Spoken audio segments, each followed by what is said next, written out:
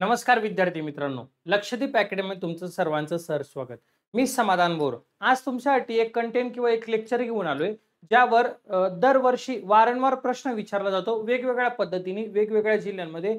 जवळपास 10 ते 15 वेळा वेगवेगळ्या पद्धतीने प्रश्न येऊन गेलेला आहे. कोणता ते सांगतो तुम्हाला, की महाराष्ट्राला इतर राज्यांच्या सीमा कोणत्या. मग याच्यामध्ये इतर राज्य कोणते, त्या राज्यांना कोणत्या जिल्ह्यांच्या सीमा स्पर्श करतात, सर्वाधिक कोणत्या राज्याला, सर्वात कमी कोणत्या राज्याला, हे आज आपल्याला काय करायचंय, बघायचंय. बाळांनो, जीकेचा अभ्यास हा जास्त करायचा नसतो. बरेचसे विद्यार्थी, तुम्हाला मागच्या लेक्चरला मी सांगितलं होतं, आपला जो चॅनल आहे ना युट्यूबचा, त्याच्यामध्ये जे प्रामाणिक आहे तेच सांगितलं जातं. तिथं कुठल्याही प्रकारचं आमिष दाखवलं जात नाही, किंवा लगेच असं सांगितलं जात नाही की 30 दिवसात डायरेक्ट तुमचा 80 मार्क, 60 दिवसात 100 मार्क, असं कुठल्याही प्रकारे आपण सांगत नाही. प्रॅक्टिकली आपण जे बोलतो त्याच्याचमुळे विद्यार्थ्यांना कुठेतरी ते आवडतंय, आणि त्यानुसार विद्यार्थी आपल्याला काय करताय ना, तेवढा चांगला फीडबॅक देत आहे, कमेंट पण चांगले येत आहे. त्यानुसार बघा, आता आपल्याला काय करायचंय, तर महाराष्ट्राला इतर राज्यांच्या सीमा. बरेचसे विद्यार्थी काय करतात, मॅपनुसार अभ्यास करतात. ठीक आहे, काय हरकत नाही, 100% बरोबर आहे, चांगलं आहे, मॅपनुसार केला पाहिजे. पण त्याला दररोज सराव पाहिजे बाळांनो, जो तुम्ही करत नाही दररोज सराव, आणि कन्फ्यूज होता की कोणता जिल्हा कोणत्या राज्याला कोणत्या जिल्ह्याची सीमा स्पर्श करते. आणि आता खूप आयोग किंवा महाराष्ट्र पोलिसांचे पेपर पण खूप चांगले, म्हणजे हे झाले, क्वालिटी पेपर येतात काही काही मध्ये. प्रश्न विचारताना काय विचारतं, की खालीलपैकी कोणत्या राज्याला ह्या या जिल्ह्याची सीमा स्पर्श करत नाही वगैरे विचारता, नाही किंवा आहे वगैरे, तेव्हा आपल्याला आहे माहिती असावा. चला, आता आपण काय करूया, सुरुवात करूया महाराष्ट्राच्या इतर राज्य की कोणकोणते. बघा, महाराष्ट्राच्या आजूबाजूला बघा, सर्वप्रथम काय करायचं, तर मिडलला महाराष्ट्र ठेवायचा. बघा, ह्या ठिकाणी मिडलला महाराष्ट्र आपण लिहिला इथे, बरोबर. हा महाराष्ट्राचा मध्य भागाचा इमॅजिन करायचं, बरोबर. आता महाराष्ट्राच्या पूर्वेला बघा कोणतं राज्य आहे. बघा, पूर्व दिशा कोणत्या बाजूला रे बाळा, बघ इथं पूर्व, बरोबर ना. पूर्वेला पूर्वेला आहे छत्तीसगड. पूर्वेला कोणतं आहे, तर छत्तीसगड आहे. छत्तीसगडला किती जिल्ह्यांच्या, ते पण सांगू तुला. पहिले आपण काय करूया, राज्य लिहून घेऊया. महाराष्ट्राच्या आग्नेयेला बघा, महाराष्ट्राच्या आग्नेयेला तेलंगणा राज्य आहे. महाराष्ट्राच्या आग्नेयेला तेलंगणा राज्य. महाराष्ट्राच्या दक्षिणेला बघा दोन राज्य आहे दक्षिणेला, एक आहे गोवा, दुसरा आहे कर्नाटक. एक आहे गोवा आणि दुसरा आहे कर्नाटक. महाराष्ट्राच्या पश्चिमेला काही कुठल्याही प्रकारचं राज्य नाही. महाराष्ट्राच्या पश्चिमेला आहे अरबी समुद्र. काय बाळा, तर अरबी समुद्र. महाराष्ट्राच्या बघ वायव्येला आहे गुजरात, दादरा नगर हवेली, दादरा नगर हवेली. आणि महाराष्ट्राच्या उत्तरेला बघ बाळा काय, तर मध्य प्रदेश. उत्तरेला काय दिलंय, तर मध्य प्रदेश दिलाय.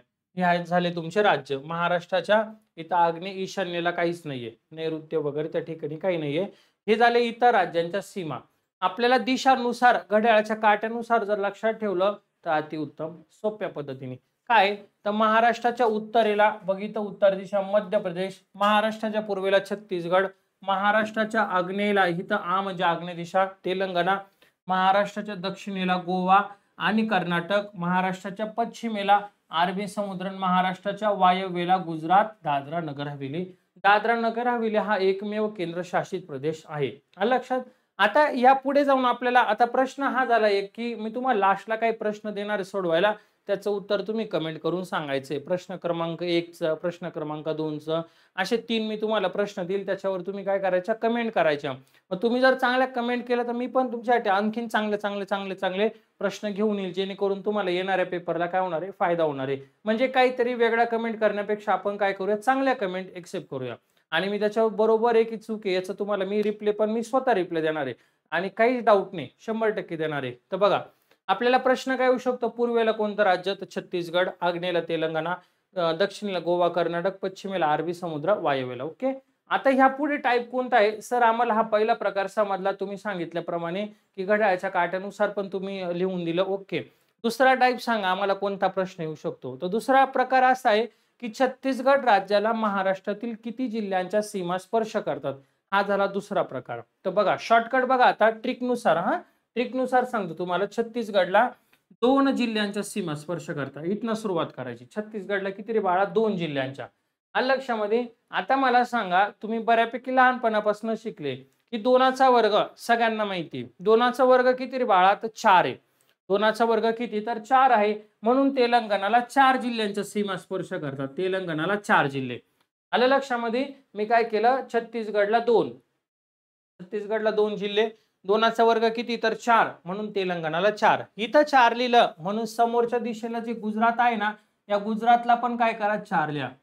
गुजरातला पण काय केलं 4 लिहिलं. दादरा नगर हवेलीला नाही. दादरा नगर हवेलीला एकच आहे पालघर जिल्हा आहे. समजलं छत्तीसगडला 2, 2चा वर्ग 4, इथं 4 म्हणून समोर 4 लिहिलं गुजरात, दादरा नगर हवेली.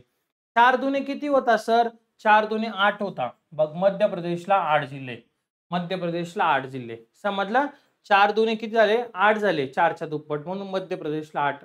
8तनं 1 गेल्यावर किती उरतो? 7 उरतो. 8तनं 1 गेला किती उरतो? 7 उरतो. म्हणजे कर्नाटकला किती बाळा? 7 आहे. आलं लक्षामध्ये? आणि गोव्याचा 1. गोव्याचा एकच आहे विचारा, तिथं कोणीच नाही. तिथं आहे एक म्हणजे सिंधुदुर्ग. एक म्हणजे सिंधुदुर्ग. आता आपल्याला काय करायचंय? सरांनी पहिला टाइप शिकवला. पहिला टाइप होता दिशा सांगितल्या, पूर्वेला कोणतं, उत्तरेला कोणतं. दुसरा टाइप शिकवला की कोणकोणते राज्याला किती जिल्ह्यांच्या सीमा स्पर्श करतात. 2, 4, 4 दुने 8 मध्य प्रदेश, 8तनं 1 गेला 7 गोव्याचा 1 सिंधुदुर्ग. ओके. आता तिसरा टाइप विचारता आपल्याला पेपरला. कोणता माहितीये का? की मध्य प्रदेशला 8 जिल्हे कोणते? छत्तीसगडचे 2 कोणते? तेलंगणाचे 4 कोणते? कर्नाटकचे 7 कोणते? असं. मी हे सर्व तुम्हाला ट्रिकनुसार शिकवलेलं आहे. कुठं शिकवलंय सर? आम्हाला सांगा, आम्हाला माहित नाही. तर आपल्या बॅचमध्ये शिकवलंय बाळा. बॅचमध्ये. बॅच एकदम भारी, एकदम ट्रिकनुसार आहे. पेपरला जे येणार आहे मोजकं शिकवलं, एकदम प्रॉपर शिकवलेलं आहे. विद्यार्थ्यांचा मार्क जाऊनच देणार नाही. जे माझे विद्यार्थी आहे त्या विद्यार्थ्यांचा माझा एकच उद्देश आहे की त्यांचा मार्क गेला नाही पाहिजे. मग त्यासाठी काय करायचं बाळांनो, ते एकदा तुम्हाला माहिती देतो. जे नवीन आहे त्यांनी आपल्या चॅनलला सबस्क्राईब करून घ्या आणि जे जुने आहेत त्यांनी तर लाईक शेअर नक्की करा जास्तीत जास्त, कारण मी तुमच्यासाठी जीव काढतोय ना त्यासाठी. आपण काय केले तर एक कोर्स आणलेला आहे महाराष्ट्राचा भूगोल. तो फक्त 49 रुपयामध्ये संपूर्ण महाराष्ट्राचा भूगोल कव्हर केलाय. जेणेकरून काय ना विद्यार्थ्याचा हा परिपूर्ण झाला पाहिजे. याच्या मागे एक एक येणार आहे, पण तुम्ही अगोदर हा पूर्ण करा. यामध्ये संपूर्ण ट्रिकनुसार शिकवलंय. महत्वाचं म्हणजे काय मोजकच सांगितलं जे पेपरला येऊ शकतं. लक्षामध्ये जे पेपरला येऊन गेलेलं किंवा पेपरला येऊ शकतं. 500 वन लाइनर दिलेले याच्यामध्ये. 500 वन लाइनर हे आजपर्यंत कोणी दिलेले नाही, ते मी दिलेले. फक्त महाराष्ट्राचे 500 वन लाइनर दिलेले. एवढे पाठ करून घेतले. शिवाय कसे पाठ करून घेतले? एक प्रश्न 2 वेळा 3 वेळा बोलून घेतलाय. फक्त हेडफोन टाकायचे ना ऐकायचंय. प्लस सरसंकल्पना नाही का? असं कसं काय होणार? संकल्पना पण दिल्या बाळा तुम्हाला याच्यामध्ये सर्व ट्रिकनुसार. मग सर मॅप आहे का? मॅप पण दिले जिथं गरजेचे तिथं. मग सर गोदावरी नदी वगैरे नदी प्रणाली पण आहे, राष्ट्रीय उद्यान पण आहे, प्रादेशिक विभाग, प्रशासकीय, प्राकृतिक सर्व घेतलेले. काहीच काळजी नाही करायची. पूर्ण येणार बॅचमध्ये या. मागील वर्षा पोलीस भरती प्रश्नपत्रिकेचं विश्लेषण करून त्यानंतर बदलता पॅटर्न, काठिण्य पातळी, संपूर्ण अभ्यासाची तयारी. 18 तासांचं आमचं टार्गेट होतं, पण ते 18 तासांच्या वरती गेलेले लेक्चर. वन लाइनर आहे, टेबल आहे, फ्लो चार्ट आहे, संपूर्ण दिलंय. मग आता काय करायचं बॅच घेण्यासाठी? तर प्ले स्टोअरला जायचं, लक्षदीप अकॅडमीचं ऍप डाउनलोड करायचं. तिथं तुम्हाला हा सिम्बॉल असणार आहे ऍपचा. हे सिम्बॉल नुसार ऍप डाउनलोड करा. ऍप डाउनलोड केल्यानंतर माहिती भरा आणि तिथं महाराष्ट्राचा भूगोल ही जी बॅच आहे त्याच्यावर क्लिक करा. 49 रुपये किंमत आहे. बाय करा आणि आजपासून सुरू करा, जेणेकरून तुमचा महाराष्ट्राच्या भूगोलवर प्रश्न जायला नको. लक्षामध्ये. आणि ज्या विद्यार्थ्यांना ऍपची लिंक नाही त्यांनी आपल्या डिस्क्रिप्शन बॉक्समध्ये ऍपची पण लिंक आहे, टेलिग्राम चॅनलची पण लिंक आहे. त्यानंतर इथं जरी नाही समजलं तर हा माझा कॉन्टॅक्ट नंबर आहे बघा, मी इथं लिहून देतो तुम्हाला. याच्यावर तुम्ही कॉन्टॅक्ट करू शकता. 8329603029. मराठी व्याकरणाची पण बॅच अवेलेबल आहे. तुम्हाला जी योग्य वाटेल ते तुम्ही दोन्ही घेतलं तर अति उत्तम, कारण दोन्ही विषय महत्वाचे. बॅक टू बॅक एक एक बॅच पण येताच आहे, आपल्या फायद्याचंच आहे. दुसरं नुकसान काहीच होणार नाही. ही माझी शाश्वती तुमच्यासाठी. आलं लक्षात? चला समजलं बॅच बद्दल. म्हणजे कोणाला जर डाऊट असेल तर त्यांनी क्लिअर करून घ्या. आता बघा, आता आपल्या विषयावर जे कंटेंट जो आहे आता आजचा आपला तो, की महाराष्ट्राला इतर राज्यांच्या सीमा बघा. उत्तरेला काय आहे? मध्य प्रदेश 8, छत्तीसगडला 2, तेलंगणा 4. आता आम्हाला सांगा सर की तेलंगणा, छत्तीसगड पण सुरुवात केली तुम्ही इथनं, तर इथं 2 जिल्हे सांगून द्या कोणते. एकदम सोप्या भाषेत बघ. गड आणि गोंदिया. तर गड म्हणजे काय ते सांगा आम्हाला. तुम्ही लिहिलाय गड. गड म्हणजे गडचिरोली. गड म्हणजे काय बाळा? गडचिरोली. झालं समजलं. आता काय करूया आपण, बघा हे जे 8 आहे ना, हे 8 आपण संपवून टाकू. जास्त आहे ना, मोठी संख्या आहे, मग ते आपण काय करू, फिनिश करू. म्हणजे तुमच्या काय राहणार, लक्षात राहणार. बघा आता पहिले 3 लिहायचे. कधी पण लक्षात ठेवा, जेव्हा मोठं काम असतं ना, मोठं काम, तेव्हा एकखटी 8 जिल्हे कोणाच्याच लक्षात राहत नाही. पण माझं जर ऐकलं तर तुमच्या लक्षात राहणार आहे. पहिले 3 करा, नंतरचे 2 5 आणि शेवटचे 3 8. म्हणजे पहिले 3 जिल्हे करा खानदेश विभागामधले. कोणते, तर बघा धुळे, नंदुरबार आणि जळगाव. धुळे, नंदुरबार, जळगाव झाले 3 पाठ झाले खानदेश विभागामधले. पहिले 3 लक्षात ठेवा. मध्य प्रदेश राज्याला यांच्या सीमा स्पर्श करता. नंतरचे 2 बघा, हा गोंदियावरती पाठवायचा आपल्याला. गोंदियावरती पण कोणत्या जिल्ह्यात ना वेगळा झालेला आहे तो, भंडाऱ्यामधनं, म्हणून या दोघांची एक जोडी केली मी, भंडारा आणि गोंदिया. भंडारा आणि गोंदिया, धुळे, नंदुरबार, जळगाव, भंडारा आणि गोंदिया. आलं लक्षात. आणि शेवटचे 3 टाकायचे कोणते, तर बघा नागपूर, अमरावती आणि बुलढाणा. नागपूर, अमरावती, बुलढाणा. समजलं. धुळे, नंदुरबार, जळगाव पहिले 3 लक्षात ठेवा. नंतरचे 2 करा भंडारा, गोंदिया आणि शेवटचे 3 नागपूर, अमरावती, बुलढाणा. समजले. मध्य प्रदेशचे 8 असेच लक्षात ठेवा. मोठं काम आहे, छोट्या कमी करा, त्याला लक्षात ठेवायचं. छत्तीसगडचे 2 गडचिरोली, गोंदिया. तेलंगणाचे 4 बघा कोणकोणते बाळा, एकदम सोपं ट्रिक बघा आता. चंद्रगड यांना, चंद्रगड यांना. सर हे काय लिहिलं आम्हाला सांगा तुम्ही, आम्हाला लक्षात नाही येते. बाळा चंद्र म्हणजे चंद्रपूर आहे. चंद्र म्हणजे काय, तर चंद्रपूर असं म्हणायचं. चंद्र कुठून दिसणार, तर गडावरनं. चंद्र कुठून दिसतो, गडवरनं. गोंदियावर गेला, गड खाली आला. गड म्हणजे काय सर, गडचिरोली. गड म्हणजे काय, तर गडचिरोली. यांना, यांना काय लिहिले तुम्ही, हे चंद्रगड यांना, याचं आम्हाला स्पष्टीकरण द्या. य म्हणजे यवतमाळ आणि ना म्हणजे नांदेड. ना म्हणजे नांदेड, याला याना म्हणतात. हे महाराष्ट्रातले असे 2 जिल्हे जिथं 16-16 तालुके, सर्वाधिक तालुके असणारे हे 2 जिल्हे, तिथं 16 तालुके, म्हणून त्याला म्हटलं जातं याना म्हणायचं. मग काय शॉर्टकट, चंद्रगड याना, तेलंगणा. संपलं. पाठ होऊन जातं लगेच. किती, 4 जिल्हे. समजलं. आता गोव्याचा बिचारा एकच आहे, तो लिहून टाकू म्हणजे टेन्शन नाही राहणार. बघ गोव्याचा एक सिंधुदुर्ग, गोव्याचा एक सिंधुदुर्ग. आता कर्नाटकचे 7 लिहायचे की नाही आपल्याला. मग हे बघा, हा सिंधूला इकडे बोलवायचं. सिंधुदुर्ग म्हणजे शॉर्टकट मध्ये लिहिला मी, सिंधुदुर्ग. इकडनं एक लिहायचं आपल्याला, कोणता लिहायचं, तर नांदेड लिहायचा, नांदेड. धाराशिव मधून कोणता वेगळा झाला रे बाळा, धाराशिव मधून, बघ धाराशिव मधून वेगळा होणारा कोणता आहे तुमचा, तर लातूर आहे. धाराशिव मधून लातूर झालं. आणि कोल्हा, सोल्ला, सांगली. बघ कोल्हा, कोल्हा म्हणजे कोल्हापूर, सोला म्हणजे सोलापूर आणि सांगली म्हणजे सांगली. झालं. लक्षात ठेव.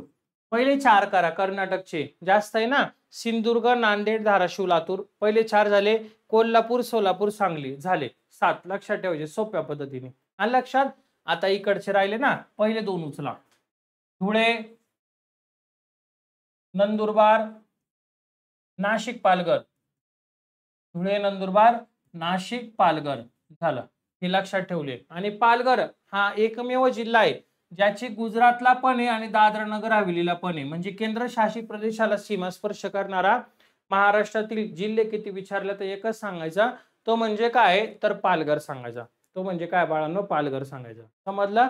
आता हे झाले तुमचे. आता याचं एक रिव्हिजन घेऊन नंतर तुम्हाला शेवटी मी काय प्रश्न देतो ते तुम्ही सोडवायचे बघा. आणि त्याचं उत्तर काय करायचं, कमेंट करायचं. जर कमेंट केला तर मी नक्की पुढच्या वेळेस आणखीन चांगलं एक कंटेंट घेऊन येईल, त्याचे पण तुम्हाला प्रश्न सोडवायला देईल मी.